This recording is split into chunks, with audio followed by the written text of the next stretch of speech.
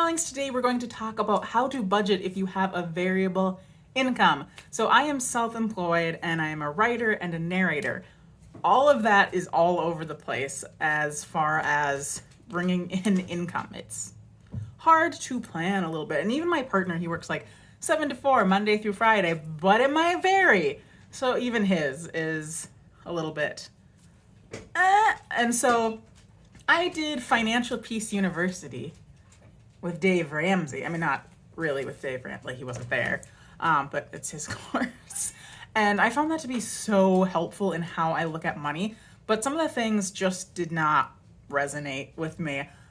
Like he's a proponent of cash envelopes. So let's say you have a food budget of $600. So you put $600 of cash in an envelope, and then when you run out, you don't eat. That's not going to work for me or my love because he is trying to put on weight. And we buy food. And also, for me, I don't know why, for me, cash feels like free money. Like usually cash, when I have it, like it's kind of rare. It's like a tip or just some random happenstance that I happen to have cash. And so I'm like, there's no way to trace it. And so to me, it like doesn't count if you spend it, which is the opposite of what Dave says.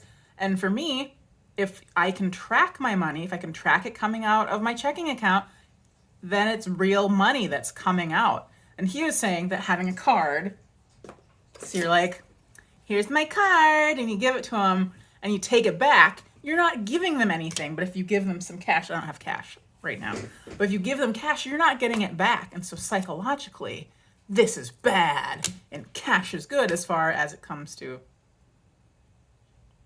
my stand is not holding my phone very well, as far as it comes to psychologically. But I just use my debit card for most things because it's the opposite for me than what he says. But if the envelopes or cash work for you, go for it. I just don't like them. I also think the envelopes are very inefficient when it comes to like life. Because what if I'm buying most of the groceries, but I might be like, hey, love, will you buy some groceries on your way home? And he doesn't have the cash envelope with him because I just bought groceries. So does he does he pull out cash somewhere and then put cash back in the end? That sounds so the inconvenience. Anyway, this is not a rant about the inconvenience of, I mean, it is. Let's move on. Okay. So what do? I track everything I spend, me and my love. And so I use a spreadsheet. There are all sorts of apps that are out there that are very handy and great at visually showing you how your money is being spent. Some even connect right to your bank account and they can be handy, but I tried a few and I just did not like them. I don't know why. I'm weird. And so I made a spreadsheet. And so my spreadsheet has a few different columns in it.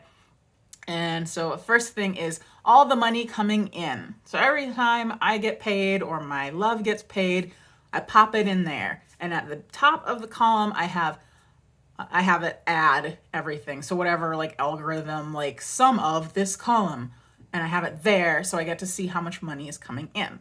And then next over, I have all of our recurring bills. So everything I can have auto pay, I do because I don't like paying bills. And if I can have something that does it for me, I will do that. And so those are always all the same. Always all the words. Those are always the same unless they go up like once a year or something. But I have those all set in there. Then next I have my flexible bills. So that might be my Verizon bill, which seems to change randomly. Like sometimes it's the same, sometimes it's different. I have unlimited everything. I don't know. I should probably talk to them. And then obviously like electricity, gas, water. My garbage bill is also on there because that's every 3 months. So if it pops up, oh geez. Oh, I don't think that, I'm just going to be sideways. I'm sorry. Yeah, I put that in there. Then next I have food. That one's tricky for us. But yeah, I have food.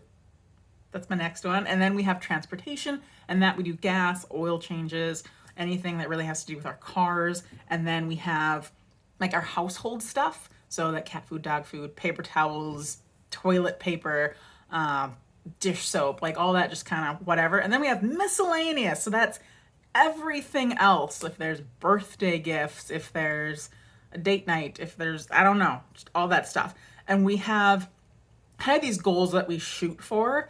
But like I said, like if we go beyond that goal, we're not just like, unless it's like the miscellaneous or something we don't need, we're not like, well, I guess I'm not going to eat, or I guess I'm not going to drive anywhere, because we both need to drive for work.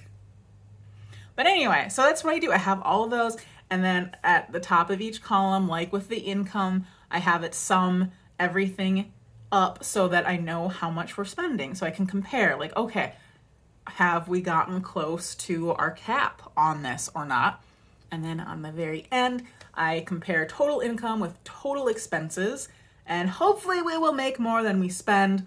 And if we do, I will either keep that money right the heck where it is if I think the next month is going to be tight, or I will put a big chunk on debt, and I will maybe buy something we've been really, really wanting, kind of need, but kind of don't need.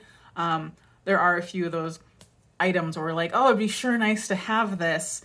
We don't have to have it, but we would really like it. And that's what we've been doing for quite a while. It's been working well. So random tips. What time is it? Oh, I have to go soon. Random tips that have helped us a ton is we very rarely go out for coffees or drinks or things like that. We just make them at home. Saves a lot of money. We do each other's hair. So my love buzzes me down on the sides. And I've been doing his hair since the pandemic started, and it's starting to look not terrible. So that's great, but that saves us like probably 30 or more bucks a month, which is, I don't know, nothing to necessarily sneeze at. Food. I do shop at least a couple places a week, and it's kind of a pain, but some places are so much cheaper than others. So like here, Aldi, way cheaper on a whole bunch of things. I do get some stuff at Sam's Club because usually like their coconut oil is cheaper and all that good stuff. Why are you yelling at me? My phone's yelling at me. If you are healthier and eat meat, we order a quarter cow or half pig whenever it's available through a local farm. And so that's pasture raised, and it's way cheaper than getting it at the store. And so we just have a freezer in the basement where we store our meat. I also do butcher box, which isn't, some people are like, it saves me a lot of money. I think it's still kind of expensive, but again, pasture raised meat. And that way I'm not buying any meat at the store, which is nice because then I'm not like tempted to be like, gonna get this organic grass-fed ribeye and just put a couple in my cart. That's expensive. So it keeps me from doing that. So the only meat I need to buy, well, I just get like seafood, basically, if I go to the store, and vegetables and whatever. It's another way that we save, and we try very hard not to go out to eat, or if we do, it's really, really rare. And you'd think I'd have this written down and not just be rushed. My dog is having problems in the background. So yeah, that's what we do. And like I said, I was going to say, if we know a month or have a feeling a month is going to be lean, that we just leave that money in there. Probably not a bad idea to do that for the first few months. So if you don't have to spend, obviously, according to Dave, have an emergency fund. Oh no, it's going again. Have an emergency fund. Do that first before you like tackle any debt or anything like that. It's going to be huge. He recommends $1,000. So that's what we have just sitting in our account. And there was something else I was going to say. Oh, yes. Also, if you have variable income, you might be self-employed. And if you are, or if you're like a writer or narrator or whatever, you need to put your taxes away first thing. I did not do that for many years, and I got very screwed. And now I am caught up, but I put my taxes away first thing. So they say like 25 to 30%, ask an accountant. But yeah, once you get paid, boom, put that aside. Don't look at it. Don't touch it. Pretend it's not there. Because I mean, it's not. It's the government. It's not yours. words. Just ignore it. So yes, that's my tips. Those are my tips. This was sideways, and I have to go to work. Okay, bye.